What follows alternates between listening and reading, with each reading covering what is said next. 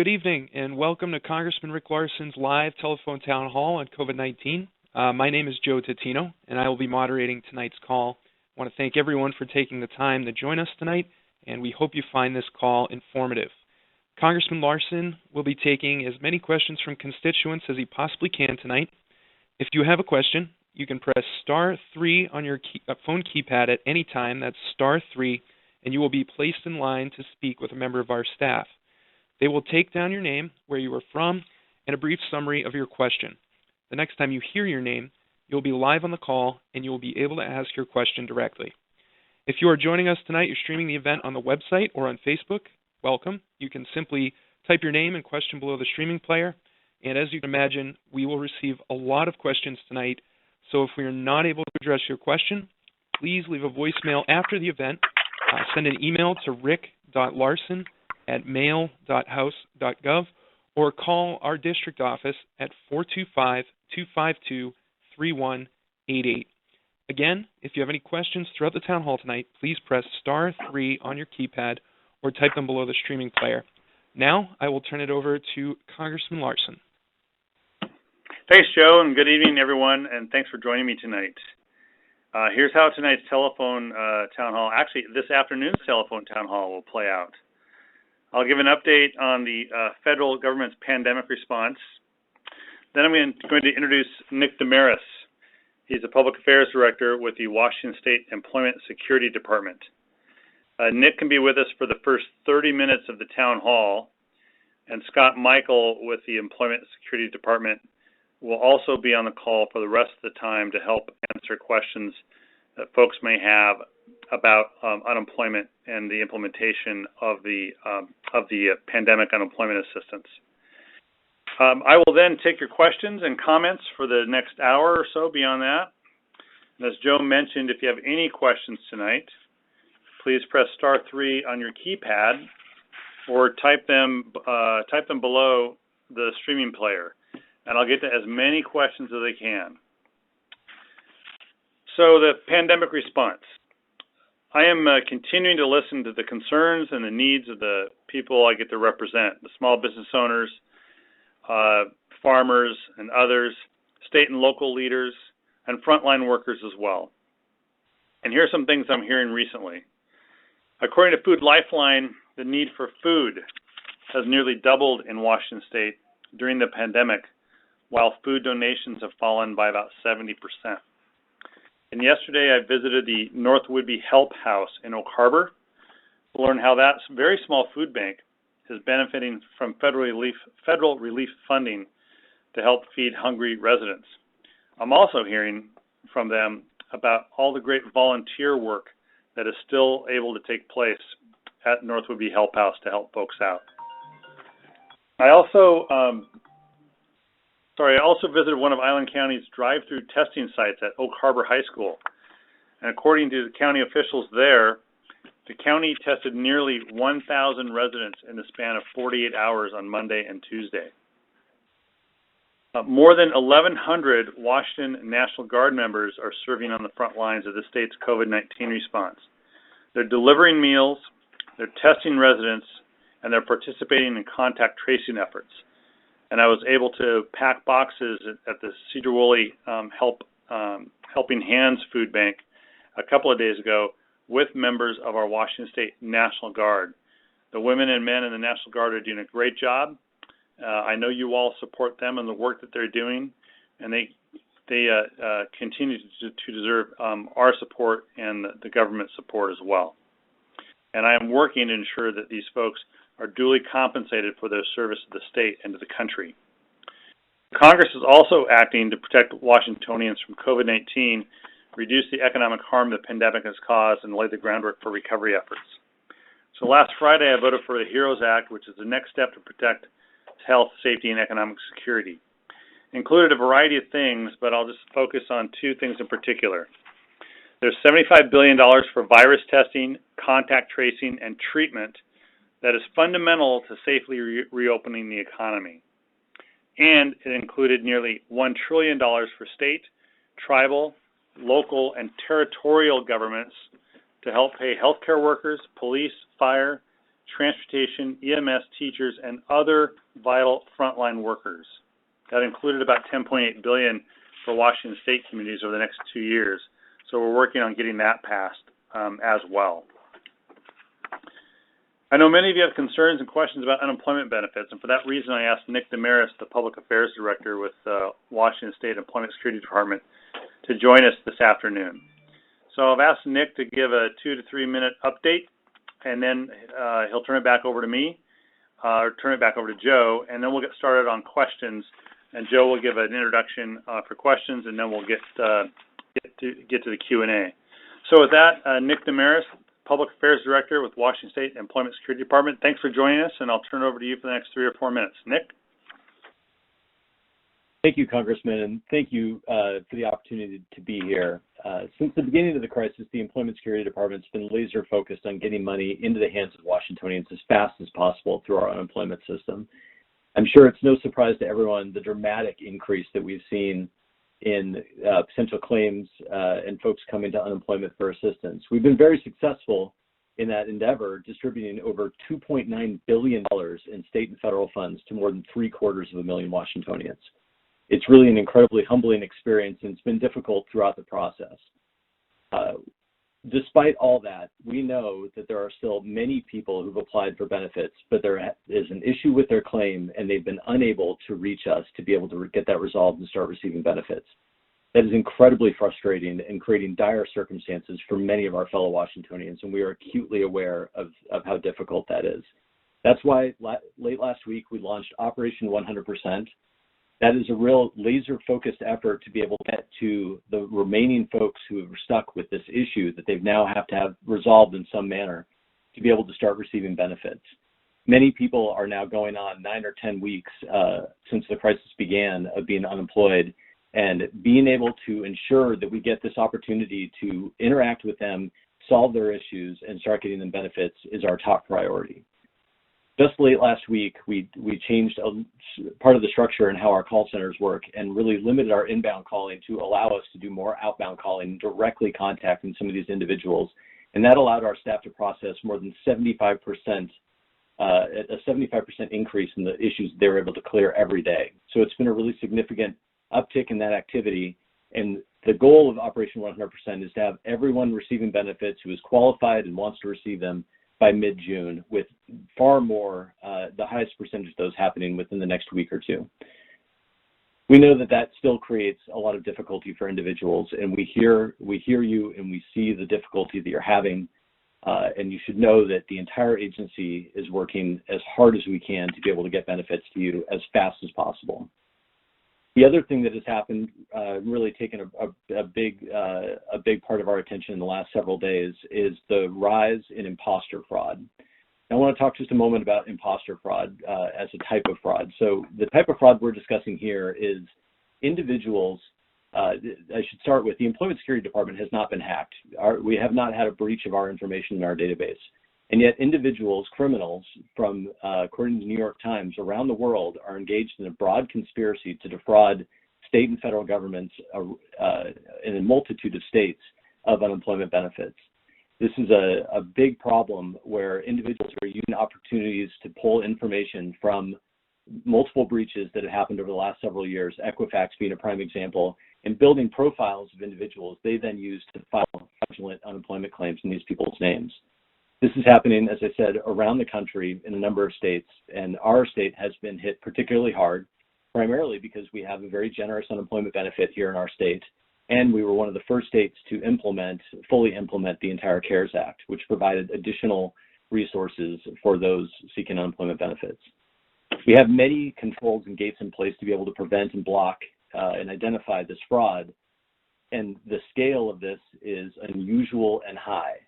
And so we are right now taking a number of steps to be able to mitigate this and to try to reset some of these issues to allow for us to catch some of the payments before they go to these criminals and to continue to flow information and funds to legitimate claimants. Unfortunately, through that process, we were required to hold payments for several days, and that has resulted in individuals who are receiving benefits to have those payments delayed for several days. In addition, we have set a number of issues within our system that will require individuals to verify some of their personal information with us to verify that identity. We know that's created a lot of confusion and worry for folks.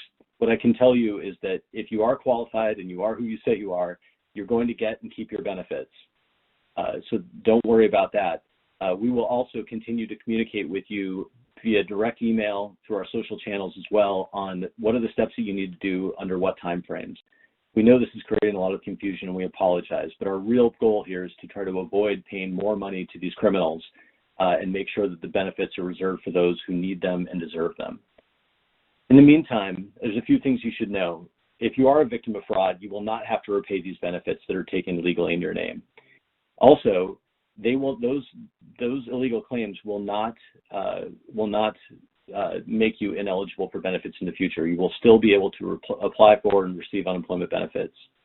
And these sort of situations always bring out the bad actors. And so if you are a victim of this or you are contacted by us, there are a number of phishing scams and email scams trying to get people to provide more personal information and further damage some of these systems. And so please only communicate with us through our secured environment on esd.wa.gov/fraud. That is also where, if you find out that you're a victim of this fraud, that you can report your circumstances to us in a secure and safe environment. Additionally, if you find out that you are one of these victims, we encourage people to go to the FTC identity theft website, which is identitytheft.gov. And as I mentioned, this indicates that your personal information was likely leaked or breached through a previous security breach through another system.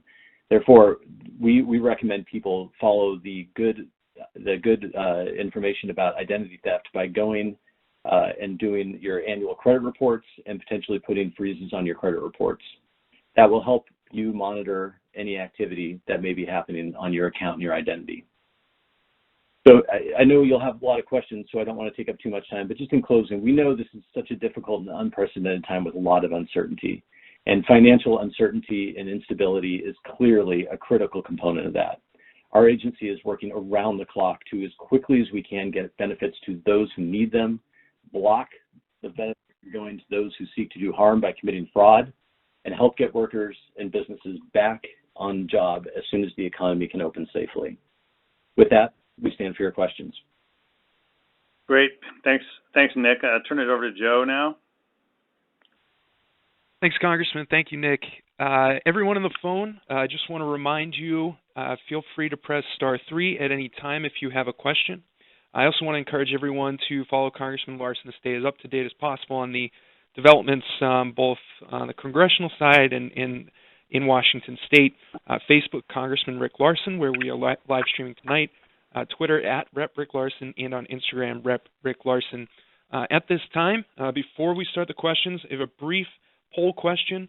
This is a little different than our last two town halls, but I'm going to ask you the question, and I will repeat the keys to hit. So the question that we have tonight for everyone on the phone and listening in, where are you calling in from or listening from tonight in Washington State? If you are in Island County, you can press 1. San Juan County, press 2. Skagit County, press 3. Snohomish County, press 4. Whatcom County, press 5. Or if you are outside of the 2nd District, you can press 6. Again, where you're calling in from tonight or listening.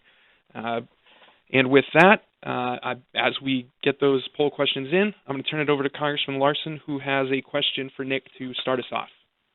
Yeah, thanks, Joe. And Nick, thanks for being on, and to Scott as well. So you did answer essentially a basic question I had, is talking about what you're doing to resolve the backlog. Could you, though, address the issue of back payment? So if you get through this backlog and I say I applied, pick a date in April, will my claim be paid back to the day I applied, or from the day that you actually clear it? Yeah, thank you for that question. It's a really important point to be able to reiterate for folks. So we have said since the beginning that we will pay people retroactively back to their date of eligibility. And for most folks, that will be back to the week that you separated from your employer due to the COVID crisis. And so the federal pandemic unemployment assistance program can be paid retroactively all the way back into February. But for most of the workers in our state, those weeks typically started around March 8th or the following week. And so just to reiterate, if you are qualified for benefits, once if you're stuck in adjudication right now or stuck with some other issue in your claim, once that is resolved, we will be able to pay you retroactively for all the benefits that you are eligible for back to your eligibility date. Thank you for that question. Okay, great. Joe? Yes, sir. We're going to start. Our first question tonight is from Carl DeYoung, Cedar Woolley Council member, also with Helping Hands. Mr. DeYoung, you are on the line. Thank you. Good evening. I just wanted to start off to say thank you very much, Congressman Larsen, for all the time that you have come out multiple times for extended periods of time in our community in Cedar Woolley to help distribute food from Helping Hands Food Bank. It helps promote what we're trying to do with our volunteers and promotes to the community that there's food available for them at the drive-up. And I heard you say in your introduction that you'll be looking out for our National Guardsmen and Air Guardsmen that have been serving us that have been unemployed because of the COVID-19 and were called up for this community duty. And they might be shorted with only 89 days of service instead of 90. So thank you for helping us out there. And then the question I have regarding cities and municipalities, the National League of Cities released analysis last Thursday that projected a loss of $360 billion of revenue through the next 2 years because of the economic damage caused by this pandemic. And that's just such an unprecedented loss that's triggering such deep spending and possible job cuts in our city staff. And so, which is police, fire, water treatment, sewers, and roads. And so as this outlook adds to, we're getting these warnings from our staff that we're going to have to enact some drastic budget cuts unless there's some relief, pending relief from the federal government. Can you talk a little bit about what you've done and what is on the in the future for helping out communities such as Cedar Woolley with their workers? Thank you so much. Yeah. So thanks, Carl. And this answer would apply to anybody who lives in a city or county in the district. In one of the earlier CARES packages, we included money for state and local governments. Most of what here in our state went to the state of Washington, which then allocated it to local cities. In the HEROES Act, which the House of Representatives passed on Friday, we changed things up a little bit so that the dollars in the future will be allocated directly to cities. So, for instance, where Councilmember DeYoung is from Cedar Woolley, the 2020 allocation for Cedar Woolley would be nearly $4 million, and that's based on a population formula. And a 2021 allocation would be a little less than $2 million. The 2021 allocation is based on an estimate of assumed unemployment rates at that time. So those numbers might change, but just to give you an idea of the magnitude of the cuts that we're expected to see in our cities, big and small. And keep in mind, as a council member noted, these are the folks, this police officers, they're firefighters, they are the folks who, they're sanitation workers. Some of these services that we don't see happening, but are happening every day to keep our cities running. This is where those cuts are going to take place. Those people are going to lose their jobs. So part of the HEROES Act effort was to help cities backfill. Now that bill is now in the Senate and has not yet been acted on, but it's all part of a negotiation, and we'll be trying to move the HEROES Act forward to address that. And also I want to thank you for the comment about the National Guard. Under the law, the National Guard can be activated under federal law as opposed to state law. So they've been activated because of the pandemic emergency under the federal law, and they need to serve 90 days in order to be eligible for a federal benefit tied to their retirement and tied to their education benefit. And right now, the administration has indicated that they will end the federal activation of states' National Guard. This is not just our state, but every state, on June 24th, which would give them 89 days of active duty status, 1 day short of being eligible for a federal benefit because of their service to the country. I noted yesterday on the news that this is not a problem that is strictly a Trump administration problem. We've, in Congress, dealt with this problem under the Obama Pentagon as well as the Bush Pentagon. The Pentagon just doesn't really like to pay benefits to people. And I say that generally, but it seems that we have to fight every administration on this very issue for the National Guard. And just to go to show this is not a new issue, I got a call from a friend yesterday after he saw the story, and he's, I won't say how old he is, he's older than me, much older than me, and he talked about how this same issue impacted him when he was in the service, I'll just say way back when. So again, not a new issue, but we have to keep fighting it, to keep fighting for these benefits for these women and men who are activated. So thanks for bringing that up, Carl. Joe? Yes, sir. We're going to take a question from online. Kara Cusack has a question for Nick, for ESD. When will ESD hire some more people and get things handled? I know a few looking for work. And also had a question about checks. She was told she would be getting a check, and it would be a 1 to 2 day delay. So a two-part question from Kara. Yeah, thank you. And thank you for that question. We have been rapidly hiring within our department and have hired multiple hundreds of individuals since the beginning of the crisis. In addition to that, we have had staff transferred over temporarily from other state agencies and have even hired some contracted help to be able to address this backlog. Part of what we're dealing with now is just the sheer scale of the crisis. Our staffing levels are really set sort of counter-cyclical to the economy and based on demand. And remember, way back in February, which feels like 10 years ago now, we were enjoying some of the lowest unemployment levels that our state had ever experienced.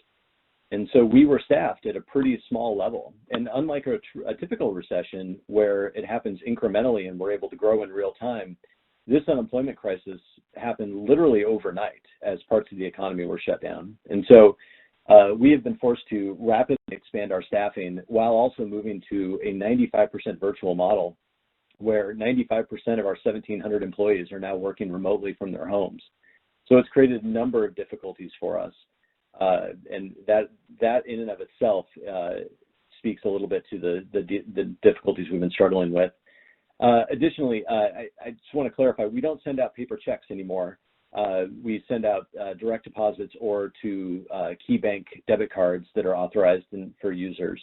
And based on what I was speaking about earlier with some of the fraud prevention measures we've taken, we have seen payments this week delayed for several days, and we certainly apologize for the hardship that causes for folks. But it really is critical that we figure out and turn off some of the illegal payments that are going to the criminals, and part of that is delaying payments. Hey, Nick, this is Rick Larsen, and a follow-up to that last point.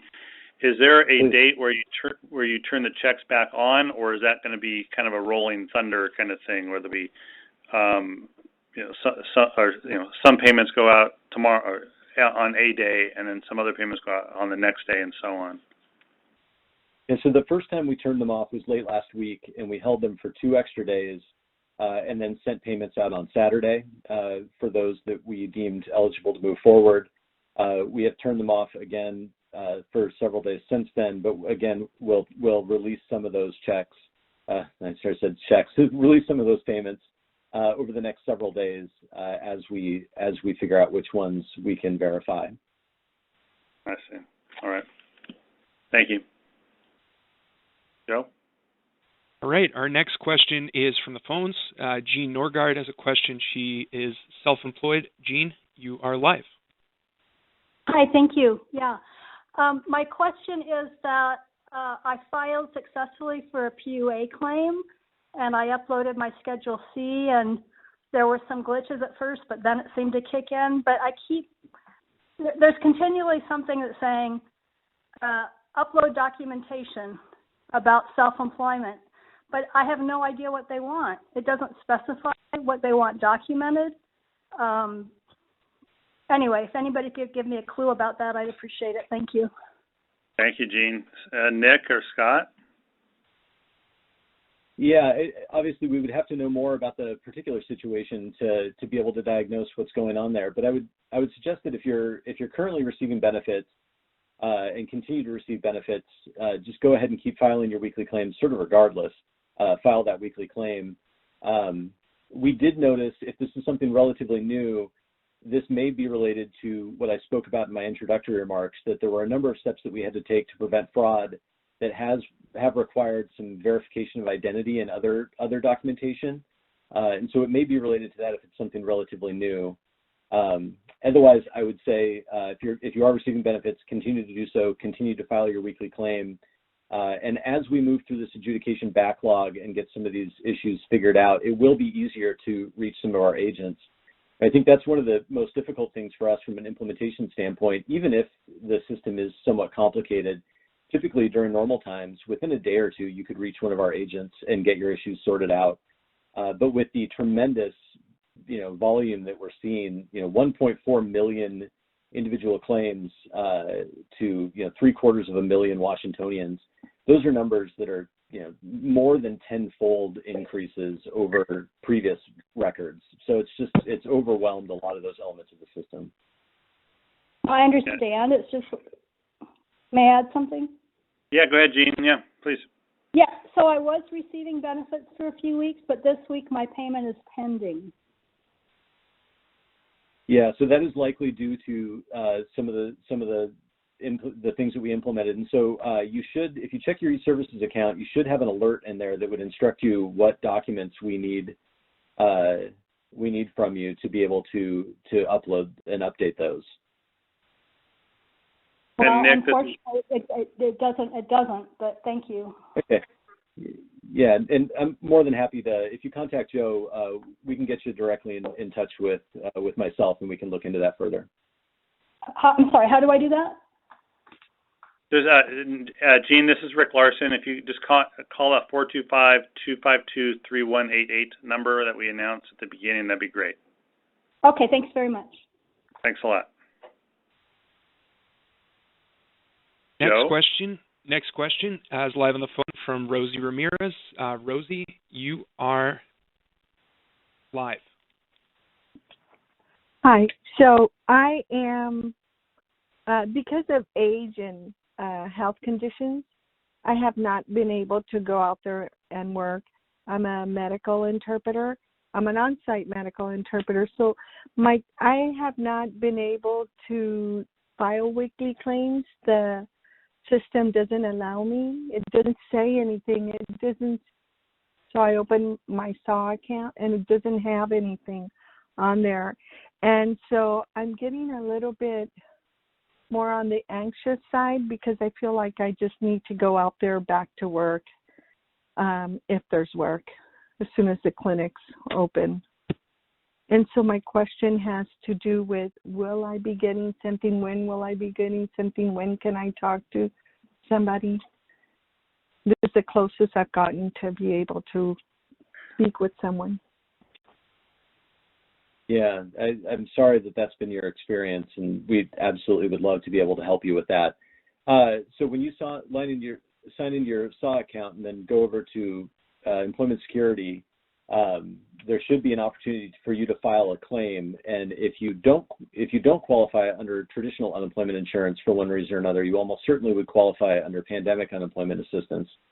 And right. under the scenarios, you should be able to receive retro payments back to the beginning of the crisis. So, right, Rosie, but I'm not. Rosie, this is Rick Larsen. Did you say that you go into your SAW account and nothing shows up? Right. It just says there are no notices. I try to file a claim, and it says the Social Security number that you used, you must you need to use the one that your SEAP account.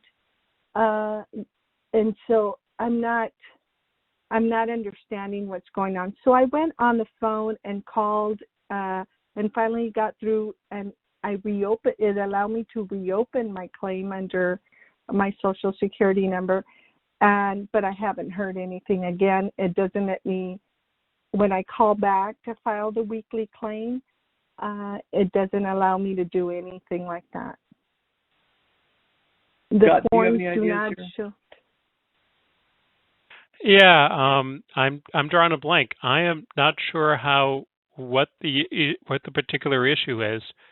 So I would recommend, as best as you can, and I know the phones are getting through on the phones has been an issue for many people, but the best way is to try to get on the phones, get with an agent, and see if they may be able to sit down with your account in front of them and see what could be holding things up for you. Yeah, difficult to do that, huh? So I just don't know what to do, really. And I just want to say one more thing. I know I'm not going to get my anything resolved right here, right now, and there's so many people. I just want to say thank you to every public servant in Washington State that has really been working hard for all of this. I know that everything is so saturated, and this is one of the reasons why, or one of the principal reasons why we're having so much trouble accessing the system. So I want to thank you all. Thank you for saying that about our public servants. I really appreciate that. Joe? Yes, next question will be from Keith Smith. Has a question for ESD.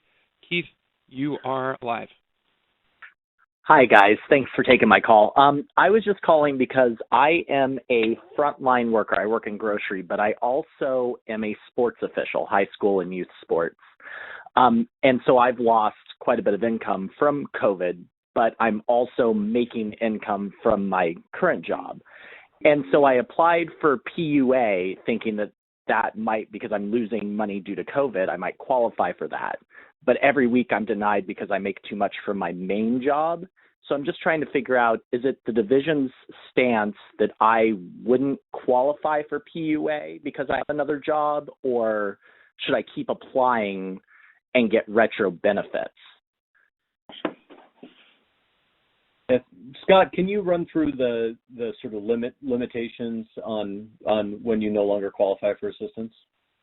Yeah. So one of the things that we do in unemployment is we, for either the PUA claim or the federal pandemic unemployment assistance claims, or even a regular unemployment claim, is we do deduct from your weekly benefit amount any income that you are receiving from work that you are doing.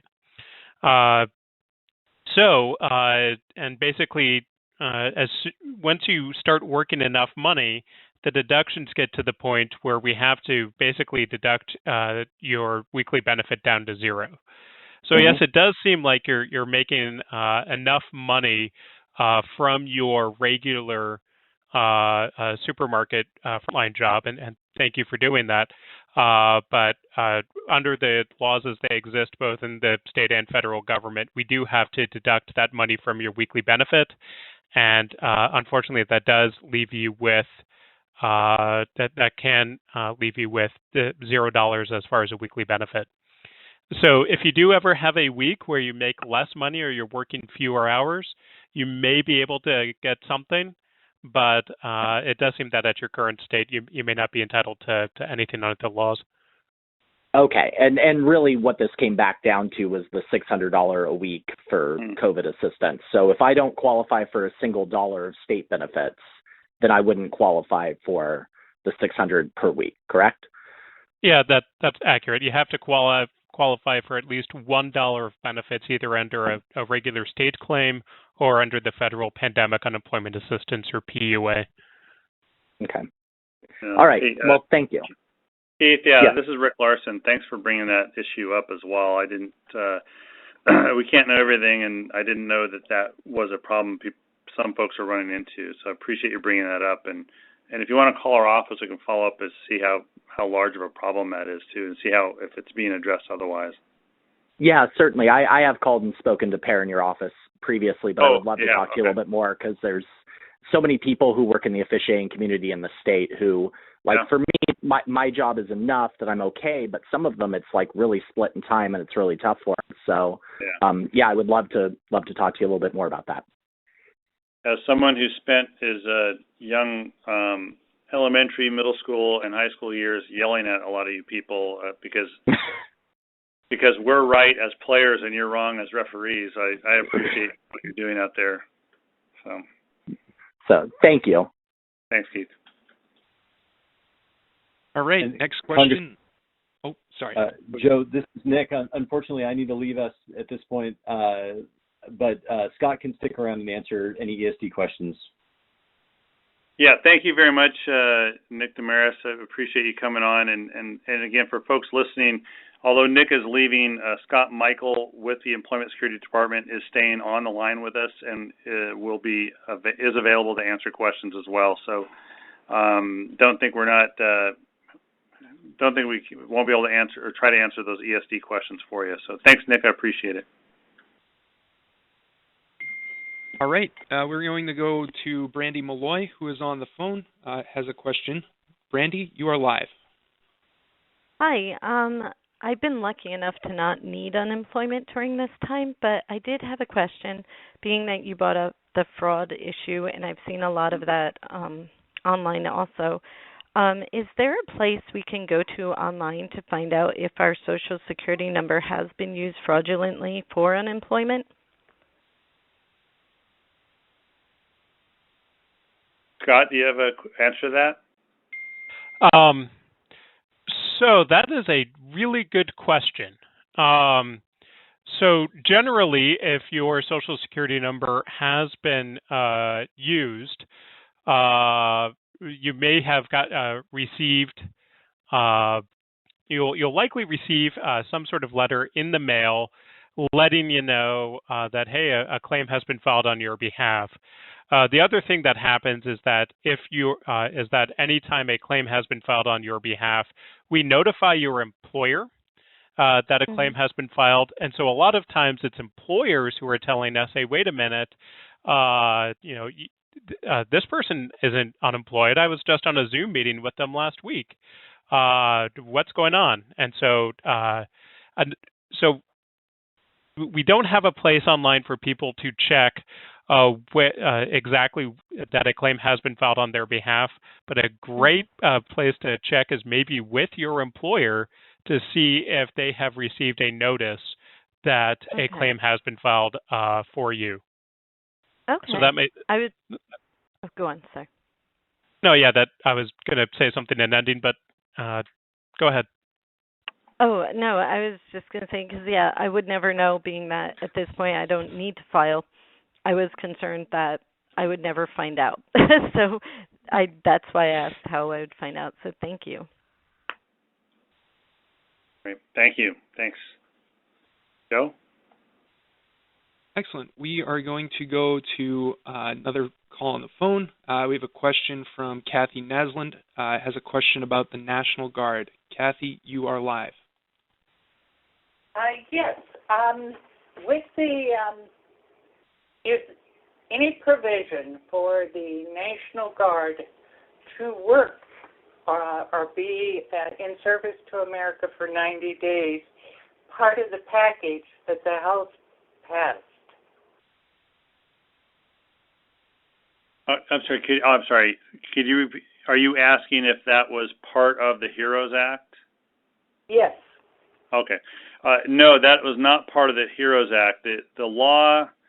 The current law is that folks who are activated for federal deployment under Title 32, so in this case, the National Guard, in order to accumulate days that will apply to their retirement benefit and their education benefit, including the GI Bill of Rights, they have to have 90 days of employment. That's just long-standing law.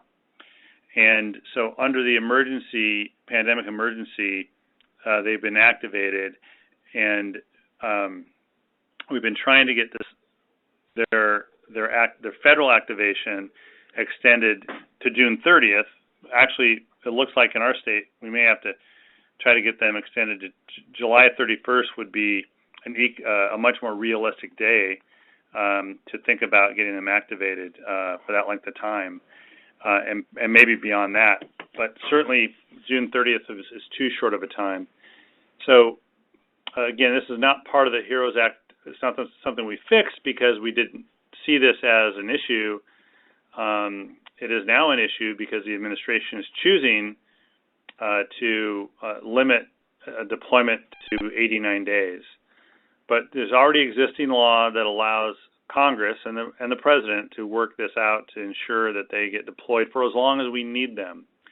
We should not extend their deployment to 90 days unless we need them. The truth is, we need them. Just as for instance, in Cedar Woolley, in May, so far this month, they've already done as much food distribution as they did all of April. And so they're going to double the April output in May. And there's nothing to say it's going to slow down. So we're going to need these continued women and men in uniform helping out well beyond the end of June. Thank you. You're very welcome. Thanks for asking. All right. Next question will be from Greg. Greg has a question about his daughter who tried to file for unemployment. Greg, you are live. Yeah, thank you so much, Congressman Larsen, and Scott as well too. My daughter, the last several weeks, after being furloughed in February, she's been trying pretty consistently to log in and file for unemployment, but she continuously gets stopped by the website because it says that she should call the security office for confirming her identification. And she calls, and she never gets a live person. She just leaves a voicemail, and then the line goes dead, and that's it. That's as far as she's ever been able to get. So she's kind of at full stop right now in terms of being able to actually apply for unemployment benefits because this security ID thing has been stopping her. So can you give me any advice on what we can do to sort of break the logjam?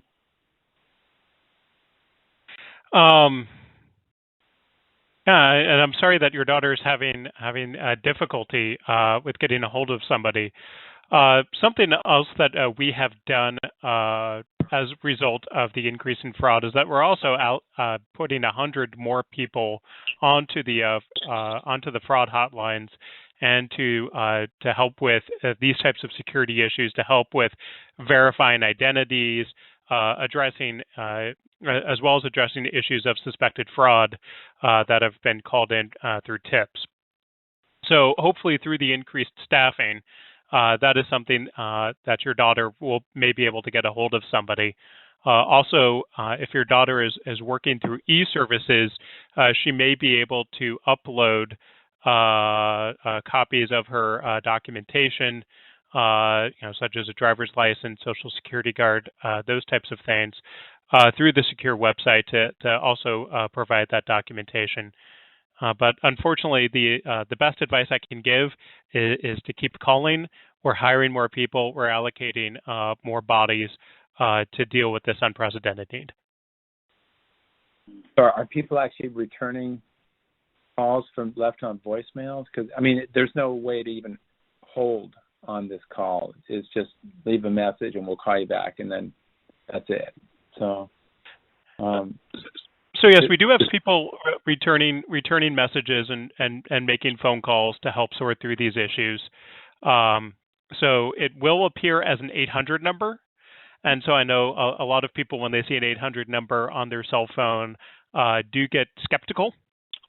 And especially just from our days of dealing with telemarketers and unsolicited phone calls.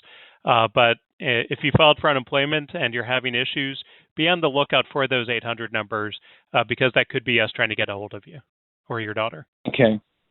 And then you said e-services. Is that a separate website she can go to that's different than the Secure Access Washington? So you access e-services through Secure Access Washington. So Secure Access Washington is the gate to access our unemployment systems as well as other state systems as well. And so through Secure Access Washington, you can access your unemployment account. And we call it e-services. It's kind of an electronic messaging. So you can send an electronic message to us. So, not quite an email, but it's a dedicated electronic messaging system between us and our customers. And that's available through that, because we have not seen that. But there's a way to electronic message through that? Yeah, yes, there is. All right. All right. Thank you for your help. All right. We'll check it out. Okay. Great. Thanks for calling, Greg. I appreciate it. All right. Just before the next question, just want to remind everyone that if you do have a question, you can press *3 on your keypad at any time. A member of the staff will collect questions and answer as many as we can. I know we have several folks in the queue. I also just wanted to give an update on who is calling in tonight, where you're calling in from. We have about 41% of folks on the line tonight from Snohomish County, 24% from Whatcom County, Skagit and Island County, both 14%, and San Juan County holding tough 4%, with folks from outside of the 2nd District at 3%. So at this time, I just want to, we have one more poll for folks to press 1 on your keypad if you'd like to sign up for Congressman Larsen's e-newsletter. Again, that's press 1 to sign up for the e-newsletter, which is an email that will go out. But at this time, I will highlight a question from online. This is from John Calogero. He asks, as a contractor, I applied for unemployment. I was denied, as was explained, yet I never received the prompt to apply for the pandemic unemployment assistance. I cannot get through by phone. Will there be a way to sort out this issue online? Great question. Appreciate that. Scott? So yes, generally, if you as a contractor, so independent contractors and the self-employed, we do require them because the federal government and U.S. Department of Labor requires it from us to apply for a regular unemployment claim. They tend to be denied those claims simply because, well, they're not employees who are typically covered by state unemployment. So they would be typically eligible to apply for pandemic unemployment assistance. So if you've applied and been denied for a state claim, I don't know why a link to apply for pandemic unemployment assistance or PUA would not be up on your account. That sounds like there may be another issue going on. And unfortunately, I'd have to recommend that you try to get a hold of us on the phone, and somebody who is one of our agents can pull up your account, talk with you, and see what issues there may be that we could correct in order to clear that and let you file a PUA claim. Thanks, Scott. Joe, this is Rick again. Can you reread that or review? Did John say that he tried this several weeks ago, or is this recently? Sir, the question was removed from the screen, but I believe it was recently. Okay. I was just wondering if it was before things were cleared up on the website itself. So, Scott, can he try just to start over? You can try to log in again and see if the link has appeared.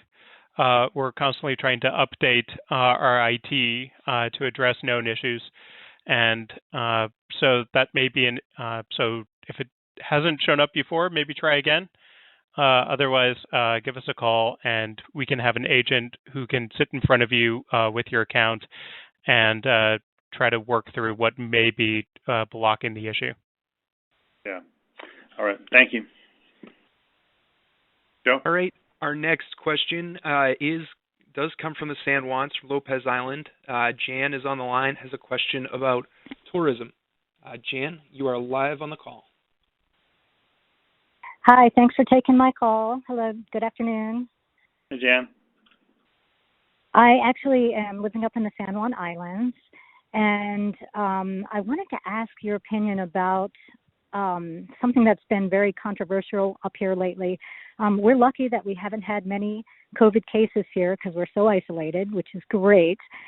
But a lot of folks do not want to see visitors, weekenders, tourists, overnight guests, camping people coming up here because they're afraid that it'll compromise our safety. And I really am sad to see it be such a controversial thing here. And I'm wondering, how can we kind of bridge that and bring people back together and keep us safe, but also, have people come up and enjoy our islands?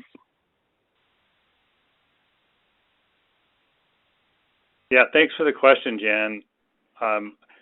I am not going to get in the business of telling the county commissions that run the counties in my district what they ought to be doing, and I think this is an excellent issue for the county, San Juan County Council to answer. Having said that, San Juan County is now one of 22 counties in the state that is eligible to apply for accelerated phase 2 reopening based on certain criteria that the governor's office has outlined specifically. And I know that the San Juan County Council with the county health department is actually looking at the information that they're required to provide to the State Department of Health to accelerate their reopening there in San Juan County. So I think that's probably the best answer. I'm not going to tell the county council what they ought to do. There is a process in place for the county to utilize, and they're eligible. They are in fact eligible to apply for this accelerated phase reopening. So probably best to contact the county health department tomorrow. Or say you're on Lopez, you got a great county council member there, and Jamie Stevens, who's really trying to take the balanced approach and make this work as best he can up there. But I would just say look at the opportunity for the accelerated phase 2 reopening that San Juan County has, and so watch that space. Mm-hmm. No, actually, I have talked to Jamie. I talked to the health department yesterday, and, they're doing a great job in trying to hold everybody together. I was just more interested in if there is a community where people are learning how to kind of create a gray area where people can kind of like get off the battle sides on this, and find a way to welcome people but also feel safe. So I'll keep looking and see if I can find that.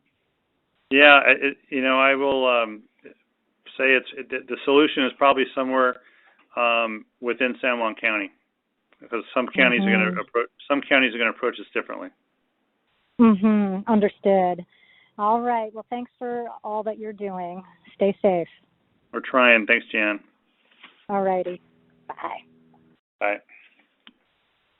All right. Up next on the line, we have James Gray has a question about unemployment. James, you are on the line. Yeah, thank you for about from a former job and then getting laid off after taking on a brand new job, being laid off from the virus. I know that in the past there was kind of a criteria of you have to work X amount of hours, make X amount of money to qualify, but I'm wondering if there's something that fits the current pandemic, being laid off at no fault of your own when you got a second job or a new job. All right, James, I missed the first part of your call comment. The phone cut out there. So let me see if I Sure. if I caught it. So you had a former job that you quit. Is that right? No, was actually fired. Okay. Yes. And then yeah. but So you got a fired new from, job. Correct. Right. And then now you've been laid off as a result of the COVID crisis. Okay. So yes, as a general rule for regular state unemployment, for folks who have been fired for what's called misconduct, and this is something that your employer has to prove to us to show that you were fired for cause and that you should not receive benefits. If the department has agreed that you were fired for misconduct, you are required to wait for 10 weeks and then earn 10 times your unemployment benefit in new employment. So you have to get a new job and basically work for about 10 weeks. So it doesn't seem like that may have happened because you did get a new job that now you got laid off from. However, because you have been laid off from the COVID crisis, I would invite you to potentially apply for the pandemic assistance because the federal pandemic assistance, PUA, does allow people who have been fired for misconduct from a prior job and haven't waited the right amount of time to qualify for benefits through there.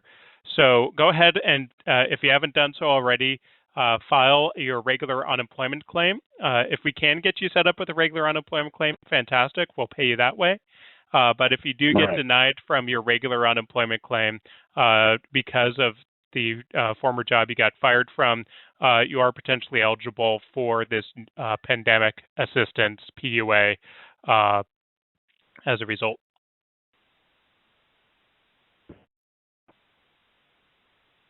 Is that clear? All right, probably got off. Joe, thanks, Scott, for the answer. Joe, next. Next question is going to come from Ryan Stoppelworth. He is works for the United States Post Service. And Ryan, you are live. Congressman, I appreciate this opportunity to speak with you. I've been a carrier for 21 years, and this is the first time I've legitimately been scared for my job. I'm extremely honored to be considered essential and to be delivering all these packages that we've been delivering to the community during this time. But I know what's going on. We've been highly politicized. And now that the new Postmaster General is somebody who's never worked in the Postal Service, Trump's largest donor, and he's notorious for busting unions. And I know that the main goal is to privatize us, and I am legitimately scared for my job. Is this something that I just kind of want to know what the future looks like for us? Great. Thanks for the question, and thanks for your service to the Postal Service and to the households, the people in the households that you serve. I appreciate it very much, and I think that your concern, I hear your concern is very real, and we are trying to, I am and many others are pushing back on the Trump administration's efforts to undermine the Postal Service. In the HEROES Act, we put, I think, $25 billion into the HEROES Act for the U.S. Postal Service, and not as a loan, but as a grant. The U.S. Postal Service for 6 days a week and through any kind of weather operates, and actually operates 7 days a week, and works with other companies to deliver packages as well. It is a necessary and essential service, and I appreciate what you're doing as a carrier. I think we need to do two things, not only to include support for the Postal Service in the HEROES Act, which we've done, and have it in a final version, whatever we negotiate, but we also need to repeal the prepayment of benefit provision that was put in place in 2007, which is dollars taken away from operational expenses, from the operational expenses of the Postal Service. So there's two things we can do. We've already, the latter bill we've already passed, and it sits over in the Senate. And now we're working with the Senate to try to get that passed as well. So I appreciate your service very much, and I want to let you know that a lot of us in Congress do support the Postal Service. We're pushing back on the administration's efforts to privatize it, and we're pushing back on the administration's efforts to put unreasonable conditions on the U.S. Postal Service to receive dollars that they need, because given the criteria that we use, that is, if you're impacted by COVID-19, we're going to help. The U.S. Postal Service has been impacted by COVID-19 and deserves help. So that's my stance, and that's all I'll be pushing. I appreciate your support for the United States Postal Service. You're welcome. All right. Next question is from Marie McGuffin. Marie, you are live on the line. Yes. Hi, Marie. Hello? Yes, hello. Hi. Hi there. Can you What hear kind me? of question? Yeah, I can hear you. What kind of question do you have? Okay. I was furloughed from my last job. I'm an essential worker. We suspended services in Everett, and I chose to, instead of being laid off, go to a different place. I went out to the prison to work for the same company, but I have some health issues. I have diabetes, which I'm having a hard time controlling right now, and I have high blood pressure, and I have asthma. And I work at the minimum security unit, and one of our guards just died. And so I have some concerns, but I'm not furloughed from that position there. Can I self-quarantine myself and go on unemployment? Interesting question. Scott, do you have any guidance on that? Yeah. So one of the things that the Employment Security Department has done You're breaking is up. Oh no! Am I breaking up? Scott, I can hear you clearly. Okay. So one of the things that the oh boy, I can't hear you very well. Maria, is he breaking up, or is it just too quiet? Because you're kind of quiet on my end of things. I can't hear your question. Is that better? Are you still there? I'm still here. Is that better? Can you hear me better now? I can hear you a little better. Okay. Scott, why don't you give the answer? Maria, I'm going to ask you to let Scott give the whole answer, and because there might be other people on the line, and we will record the answer. The answer will be recorded because for Facebook. I can hear you now. Okay, great. All right, Scott, go ahead. Okay. So yes, Marie, one of the things that the Employment Security Department has done is through our rulemaking power is we have expanded unemployment eligibility to folks who make a distinction between essential workers and non-essential workers, and especially for essential workers who may have underlying health conditions or live with or care for people who are at high risk from COVID.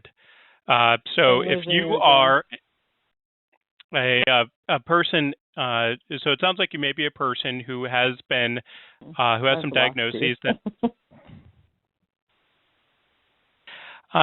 So yeah, I'll just go ahead and finish the answer, Marie, and hopefully we can get you the, you can be able to listen later to the recording. But if you're a person who's been identified as somebody at high risk for severe illness from COVID-19, such as you have one of those underlying health conditions, you are potentially eligible for unemployment. We will deem that separation as a lack of work. Scott. So yeah, Scott, Yeah, Scott, this is Rick. Just finish the answer, and we'll take care of it on the other end. Okay.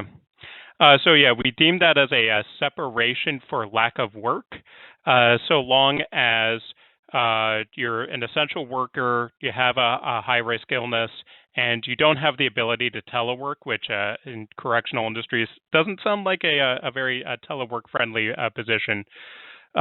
So you are potentially eligible for unemployment based on the emergency rules that we've done to help folks who are essential workers, but also themselves at high risk to potentially be eligible for unemployment. So you don't have to put yourself at risk in order to continue to make a paycheck. Thanks for that, Scott. So I want Marie to email the office and to be sure that we can get back to you on this. And the email again is rick.larsen@mail.house.gov, and that's RICK.LARSEN@mail.house.gov. So hopefully you can hear this, and we can get back to you. Meanwhile, we have a recording of Scott's answer, and anyone can call tomorrow as well, and we'll try to be sure that you get a copy of that answer. Thanks. Joe? Next up, we have Robin Olson on the line. She has a question about testing and contact tracing. Robin, you are live. Yeah, Congressman, thanks for taking my call. This might be kind of out of your line, I don't know, but it looks like we're not going to get very much help from the federal level on getting good testing and contact tracing. Have you been in contact with the governor at all, or can we do something to make sure that comes along and we get that in place very soon? Yes, thanks for the question. In fact, the Democrats and the Republicans in the congressional delegation do a weekly call with Governor Inslee on Tuesday morning, and testing and contact tracing are number one and number two on the agenda every Tuesday morning. So you might know that the capacity to evaluate tests in our state is about 22,000 a day. That's the lab capacity, and it could probably increase beyond that with a little pushing. So that's the capacity, but you still need to have the tests. So you need to have the tests done. Somebody has to stick a swab up your nose, and you need a swab. And the number one impediment to expanding testing in the state is the number of available sterile swabs. And this is something that Governor Inslee and our state legislature, we can't solve that problem. This is something that strictly the federal government can, using the Defense Production Act, invoking the DPA, the Defense Production Act, to force manufacturers in the United States who have the ability to do this to actually just manufacture these swabs and then distribute them around the country. That's the number one hang up.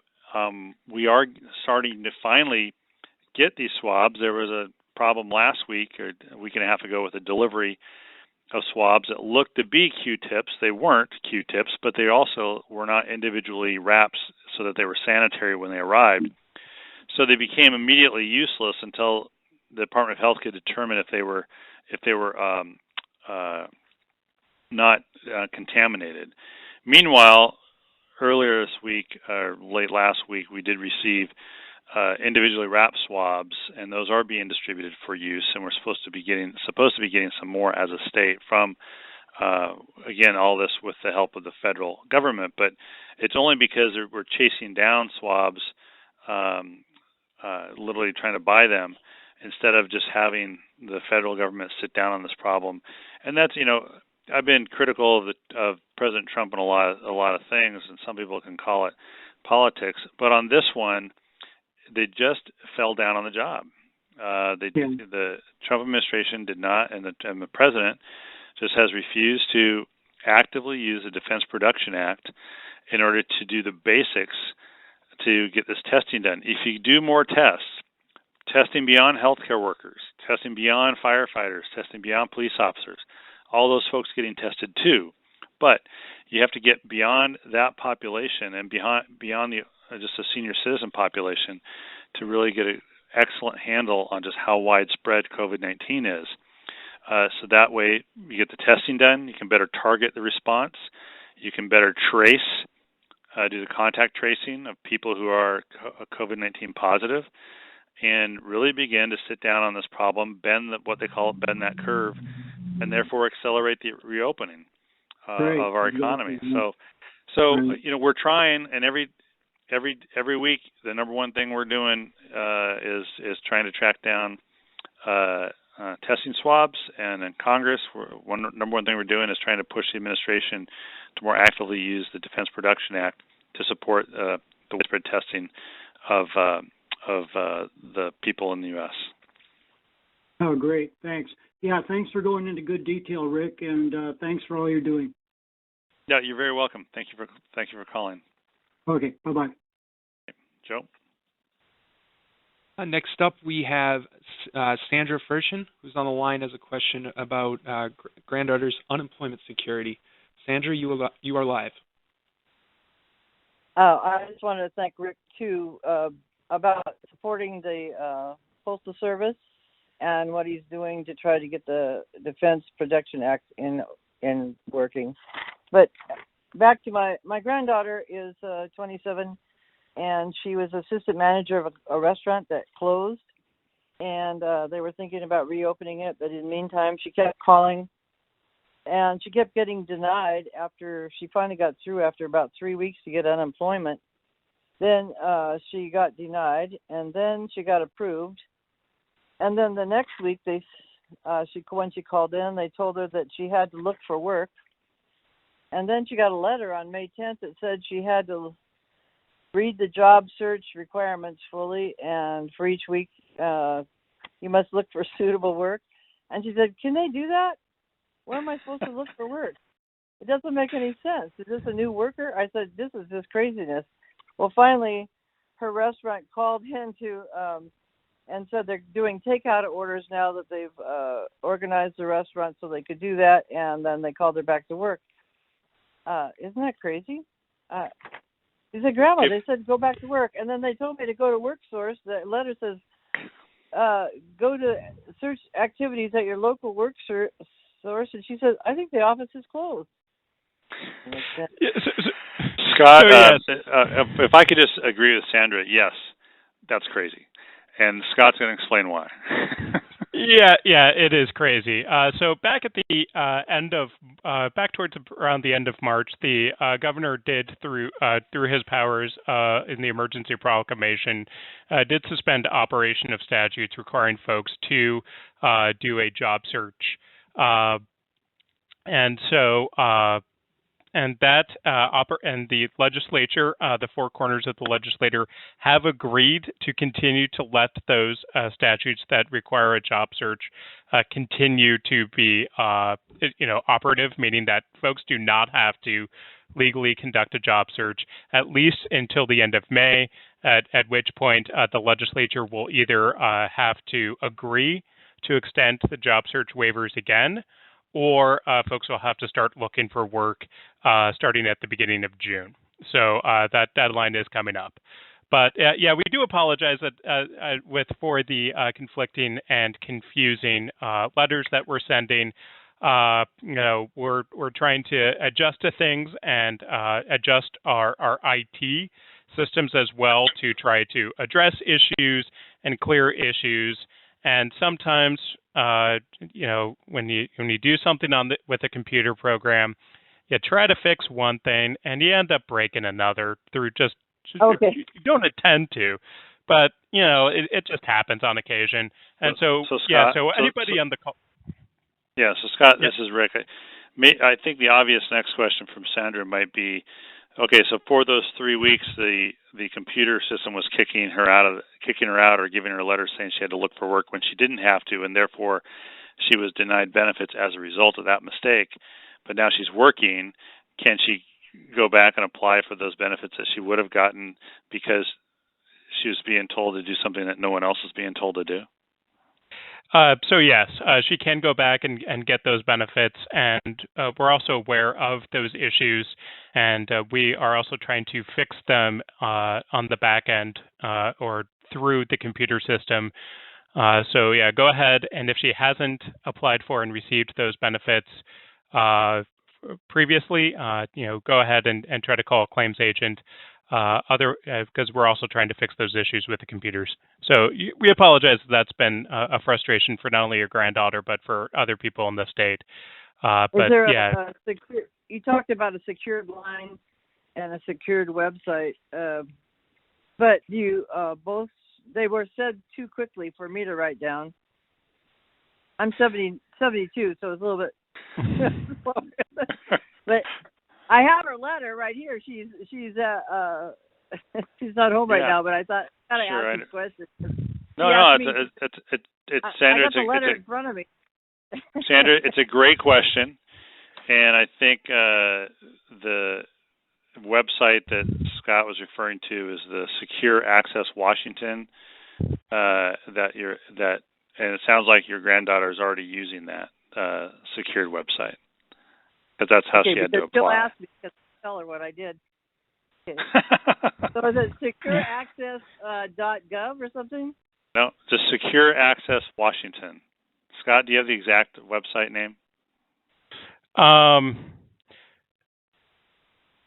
So yeah, if you go to our website, ESD, so ESD for Employment Security Department .wa.gov. That has links to everything. Okay. Yeah, okay, everything. Okay. Great. Thanks, Sandra. Thanks, Sandra. Thanks. Have a great day, and keep up the good work there, Rick. Appreciate it. Thank you very much. Joe? All right, next question is going to be from Mike Phillips, has a question about the IRS and paper checks. Mike, you are live on the line. Hi, Congressman. Hey.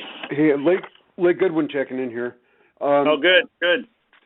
SSDI. I've been on SSDI for about 12 years now. Haven't had to file a tax return, so a couple of weeks ago, I got in touch with your office because everybody I know has received their stimulus payments. They told me to expect a paper check, and I have been, and I was just wondering if the IRS is still mailing them out because everybody I know has already got their stimulus checks. And I mean everybody.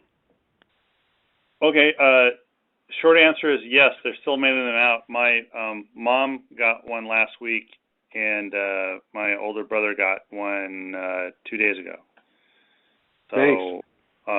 So they are mailing them out, and in fact, I think it's through the end of the year. The IRS has through the end of the year to get all the checks out. But obviously, your office told me they had. Your office told me they had 160 million they had to mail out. And I think I think that included the ones they did electronically as well. So, but still, it was going to be about 5 million a week, and so you can imagine at 5 million a week how many weeks that would take. So, yeah, the short answer is yes. They're still being mailed out, and I would suggest maybe call us next week to see if and let us know if you got it then, and we'll just keep bird dogging it for you. Hey, I can wait. Thank you very much for your great representation. Your political views and mine align perfectly. Thank you, Mike. You're welcome. Yeah. Have a good day. All right. Next up, we have Kelsey Ellsworth. She's on the line. She has a question about benefits through the CARES Act. Kelsey, you are live. Hello? Hey, hi, Kelsey. It's Rick Larsen. Hi, I'm calling because in the CARES Act, mixed status families were left out. And so I was wondering, I know there's starting to be a big thing about it, but I was wondering what we're doing to get that fixed, because it's not fair to discriminate against the U.S. citizens in those families. Yeah, thanks for that question. I wholly agree with you on the principle. Absolutely. And we're trying to fix that through this recent legislation on the HEROES Act to try to address that issue. So a mixed status family, the U.S. citizen wouldn't be penalized for being in mixed status. And by the way, mixed status for folks listening does not mean that someone's necessarily married to someone who's undocumented. It could be someone who's a U.S. citizen and someone who's a legal permanent resident, or a U.S. citizen and someone who's here on a temporary work visa. But it just underscores the need to we need to be better about ensuring that the promise we made on this to help people through the pandemic is kept. So yeah, we are trying to address that. I don't know if we can address it retroactively, but I'm sure we're going to try to. Certainly, I want to try to address it retroactively as well. Okay, awesome. And thank you for clarifying that it's not always people that are undocumented. A lot of people like to say that. I know. Yes. Maybe you and I can commiserate one day, but we'll get on to the next question. Thanks. Okay, awesome. Thank you. Bye. Bye. Joe. All right. Next question is from Gary. Gary has a question about for ESD. Gary, you are live.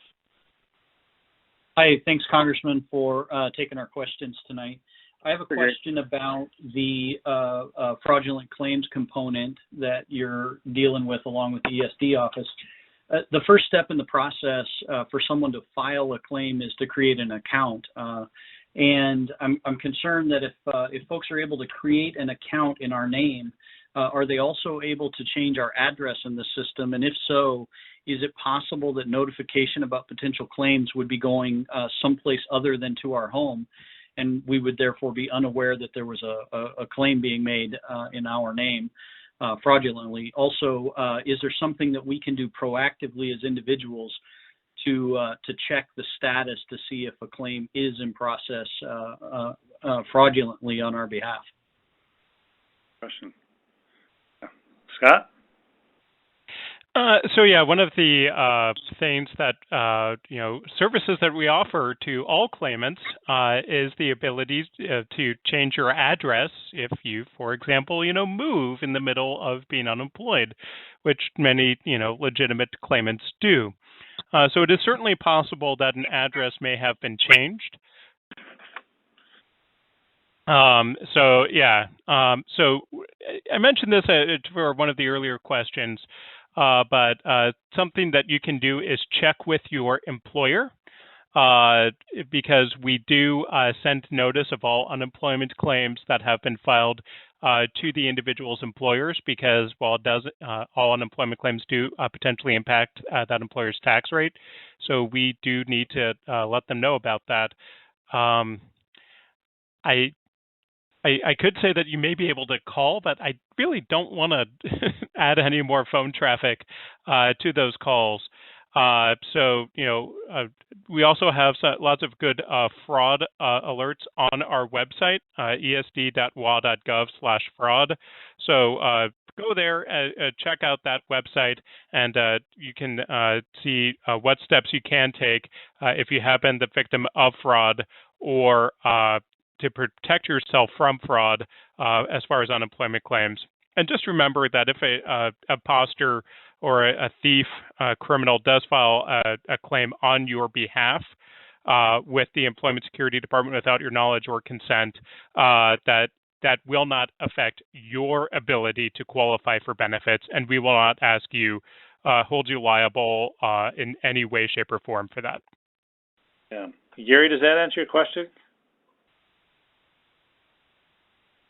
Oh, hung up. Okay. Hey, Scott, this is Rick Larsen. I'm going to follow up on that. Just because... Sorry. Gary, are you there? I am. I do have a follow-up question. I was on mute. Sure. My follow-up question is, would it be appropriate, and if so, would it create any additional burden on the system if we just create an account, even though we're not going to make a claim? Is that problematic for the Employment Security Department, or is that okay to do? I don't know because I'm not in IT. I have heard in a meeting that if everybody goes out and creates their own account, that may create some system issues. And we may end up overloading the system if everybody today goes out and creates their own account. And I am not sure if that is effective at all as far as preventing people from filing fraudulent claims. Okay. Thank you for your help. Thank you. Yeah.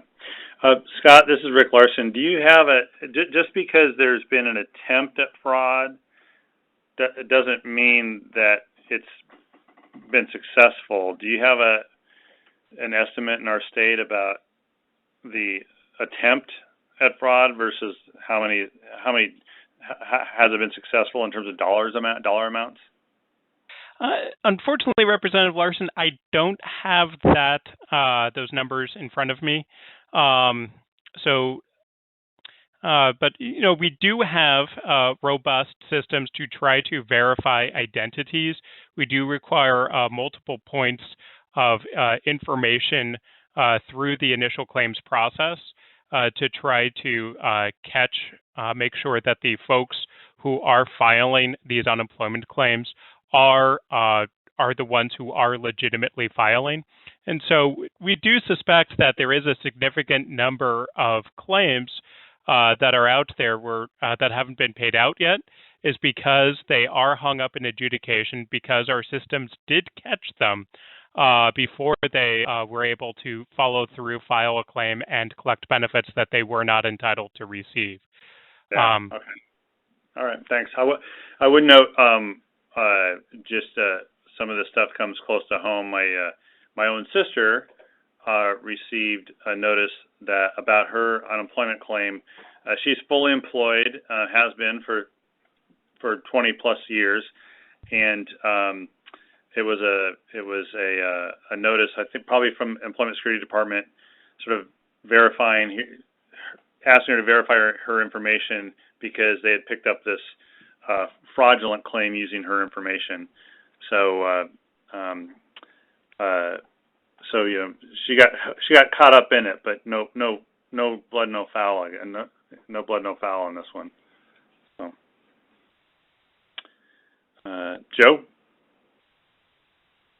All right. Well, sir, we're coming to the end here. I know you may have some final thoughts, as well as Scott may have final thoughts as well. I just want to just give everyone an update that over 4,100 people joined us online or on the phone tonight, which is a great number, and we appreciate everyone for listening in or catching up the live stream. But sir, I'll kick it over to you for final thoughts, and then I'll have some instructions on how folks can leave a voicemail or send us a message after the call.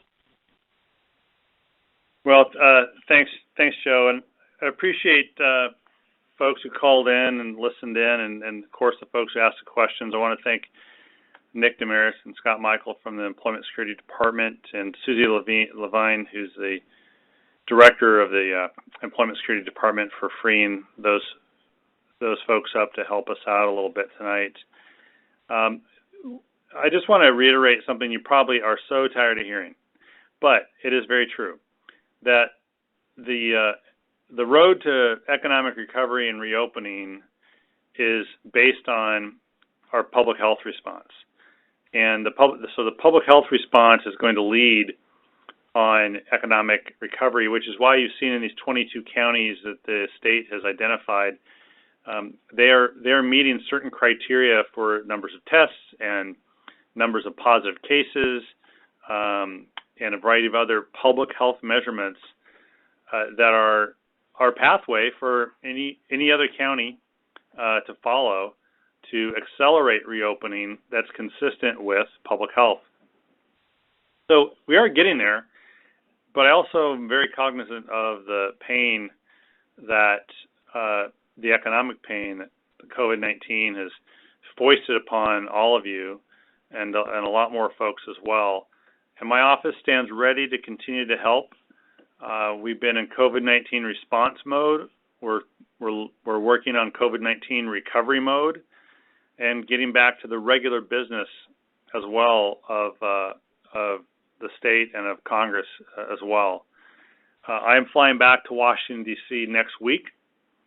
We are working on the floor of the House on some legislation unrelated to COVID-19, but we're continuing to work on COVID-19 response, having passed the HEROES Act last Friday, and now we're trying to get the Senate to working with the Senate to negotiate a compromise that we can all live with and continues to move us forward on responding to COVID-19. So I want to thank everyone for listening, for participating as well. And with that, Joe, I'll turn it back over to you to wrap up. Thank you, Congressman. I just want to, again, thank everyone for joining tonight's telephone town hall. I know we appreciate the opportunity to speak directly with everyone and answer questions. If you were not able to get through with your question tonight, not a problem. You can leave a voicemail after the event. When the phone call ends, you'll have a prompt to leave that voicemail. You can also send us an email at rick.larsen@mail.house.gov, or you can give us a call at our district office, 425-252-3188. I also want to reiterate, if you would like to sign up for the Congressman's e-newsletter, please press 1 on your keypad right now. Again, thank you all for joining us. Have a great evening, and everyone in Washington State, stay safe.